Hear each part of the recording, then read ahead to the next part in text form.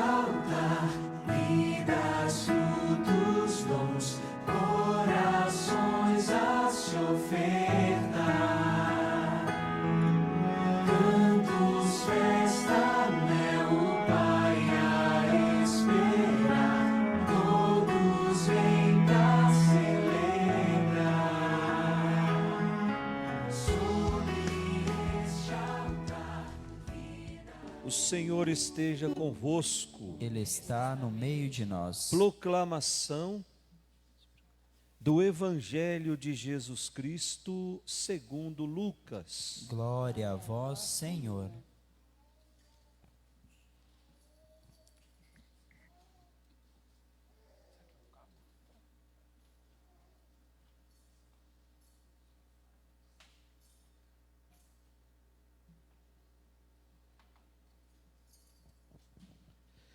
Naquele tempo, os apóstolos disseram ao Senhor: aumenta a nossa fé. O Senhor respondeu: se vós tivesseis fé, mesmo pequena como um grão de mostarda, poderíeis dizer a esta amoreira: arranca-te daqui e planta-te no mar, e ela vos obedeceria. Se algum de vós tem um empregado que trabalha a terra ou cuida dos animais, por acaso vai dizer-lhe quando ele voltar do campo: vem depressa para a mesa? Pelo contrário, não vai dizer ao empregado: prepara-me o jantar, cinge-te e serve-me, enquanto eu como e bebo. Depois disso tu pode comer e beber. Será que vai agradecer ao empregado porque fez o que havia mandado? Assim também vós, quando tiverdes feito tudo o que vos mandaram, dizei: somos servos inúteis, fizemos o que devíamos fazer. Palavra da salvação. Glória a vós, Senhor.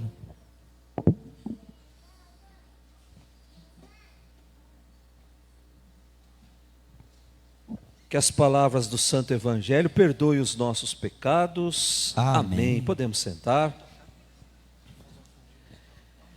Chegamos ao domingo de número 27.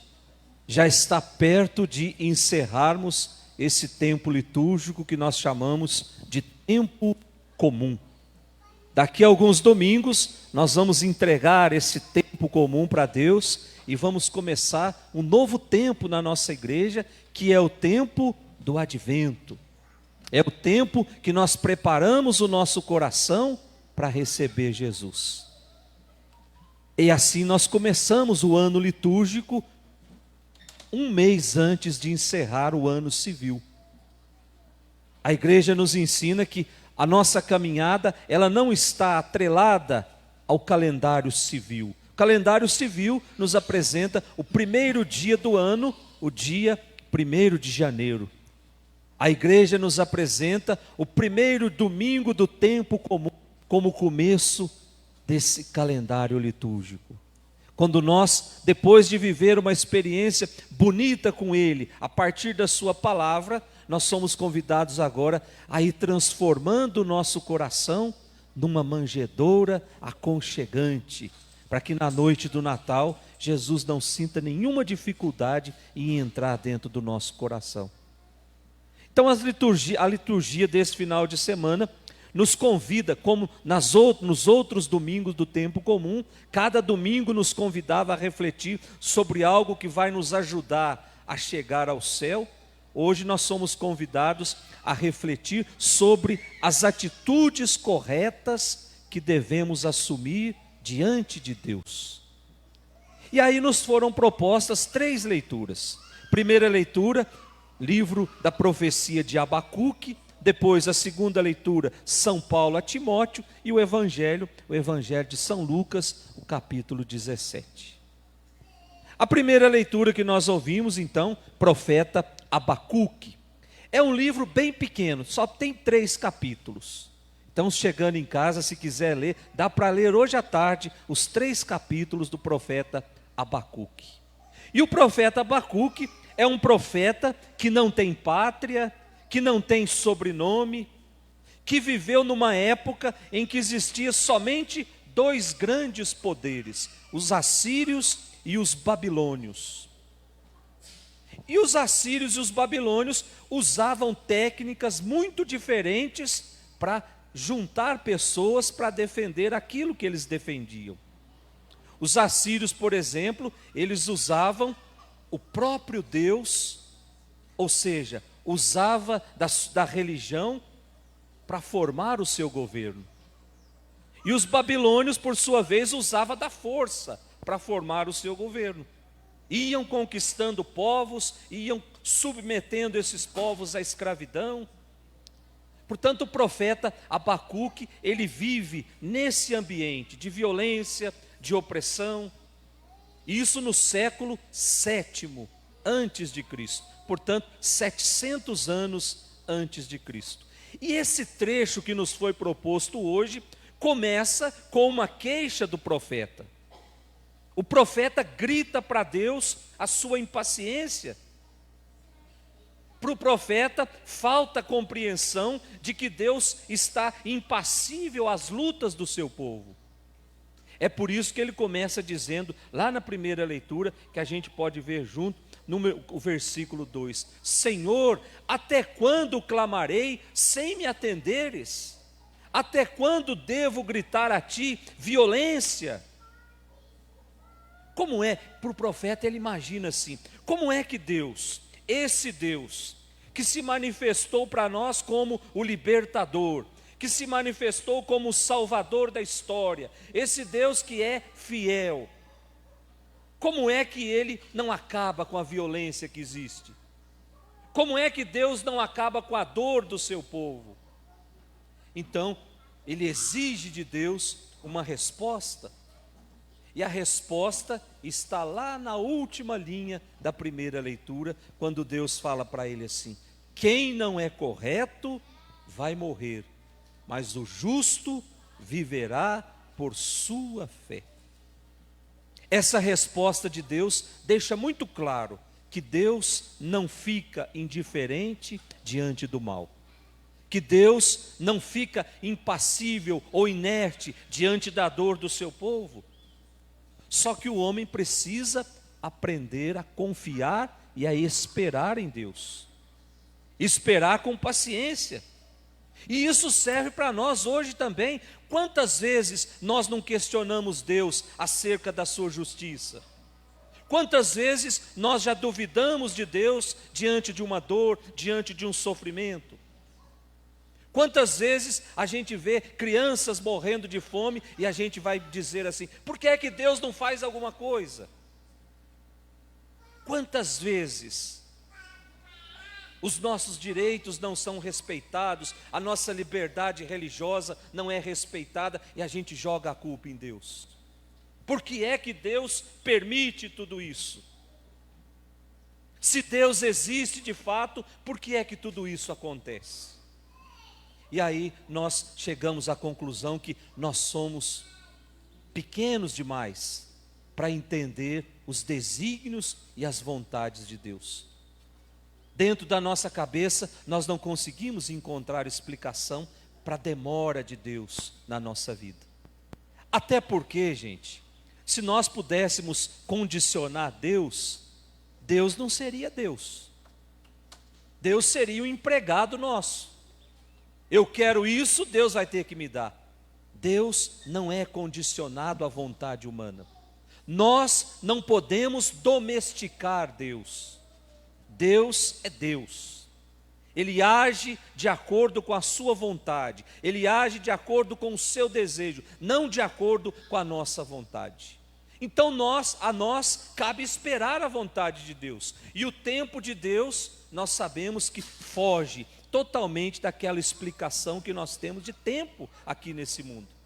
O tempo para nós medimos com o relógio. É por isso que o tempo, a tradução do grego é cronos. Nós medimos o nosso tempo a partir do cronos, a partir do cronômetro do relógio. O tempo em Deus não é medido com o relógio. Deus não está lá no céu com um relógio no pulso, esperando, daqui 5 minutos eu vou fazer tal coisa. A igreja nos ensina que o tempo em Deus não é cronos, mas é kairos. É o tempo da graça. Ou seja, hoje, agora, aqui dentro dessa igreja, Deus está derramando a sua graça. Só cabe a mim absorver essa graça no meu coração. Ter a paciência de esperar o tempo dele. Mas Deus derrama a sua graça abundantemente sobre nós a todos os instantes, sem perder um só minuto do tempo nosso, do tempo do cronômetro. E aí a gente entra naquela, se o meu coração está cheio de mágoa, se o meu coração está cheio de ressentimento, se o meu coração está cheio de desejo de vingança, como é que essa graça de Deus vai entrar dentro do meu coração? É por isso que na missa o ato penitencial é logo no comecinho. Com isso a igreja nos ensina assim, para me sentar em torno dessa mesa, daqui a pouco eu vou saborear o prato principal desta ceia, que é o corpo de Cristo. Onde é que o corpo de Cristo vai encontrar lugar seguro dentro de mim? Se o meu coração está totalmente transbordando com as coisas que eu fui acumulando ali, que eu fui colocando ali, que hoje não me ajudam em nada. Muito pelo contrário, que hoje afasta Cristo do meu coração. Por isso, de vez em quando, nós precisamos olhar mais para dentro do nosso coração e perceber quanta coisa eu preciso jogar fora. Quanta coisa me impede de ser um homem e uma mulher totalmente de Deus. Eu fui criando afinidade com esses pecadinhos que eu fui colocando no meu coração e agora eu não consigo libertar deles mais. Por isso, de vez em quando, é preciso fazer essa faxina no coração. E aí sim, absorver a graça que Deus derrama a todo instante sobre nós, sobre as nossas famílias. Deus não age de acordo com a nossa vontade. Deus não age de acordo com o nosso desejo. Deus age do jeito que Ele quer, na hora que Ele quer. E isso foge da nossa explicação. Depois, a segunda leitura, que foi tirada da carta de São Paulo a Timóteo. São Paulo, quando escreve para Timóteo, Timóteo é um grande amigo de São Paulo. Nós já vimos aqui, alguns domingos atrás, que Paulo e Timóteo eram grandes amigos, a ponto de Paulo confiar a Timóteo coisas importantes dentro da igreja. Diz a tradição que Timóteo foi o bispo de Éfeso, que foi a maior cidade do império. Então Timóteo era um amigo fiel de Paulo. E aí Paulo vai confiando missões a Timóteo, para que Timóteo o ajude a semear o reino de Deus. E agora nesse trecho, Paulo convida a cada um a assumir os compromissos com Jesus. A assumir os compromissos com o reino de Deus. E assumir esse compromisso é um convite especialmente àqueles que estão à frente das comunidades, aos animadores das comunidades. E aí São Paulo está dizendo, para que governem com equilíbrio, com amor, defendendo sempre as verdades do Evangelho. E aí ele termina, lá no versículo 14 da segunda leitura, guarda o precioso depósito com a ajuda do Espírito Santo que habita em vós. Ou seja, defenda com amor esse grande tesouro que nós temos, que é a palavra de Deus. Esse grande tesouro que precisa ser guardado, e para guardar, Deus nos dá o auxílio do Espírito Santo, para que a gente não anuncie depois as nossas ideias, os nossos desejos, as nossas ideologias, mas assuma o compromisso de anunciar o Evangelho. E por fim nós temos o Evangelho de hoje, o capítulo 17 do Evangelho de São Lucas. Quem está participando da missa todos os domingos, está percebendo que o Evangelho de São Lucas é uma sequência.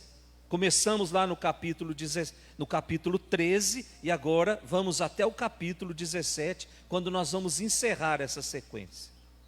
Então, para a gente recordar, lá no capítulo 13, começa algumas etapas da exigência desse novo caminho.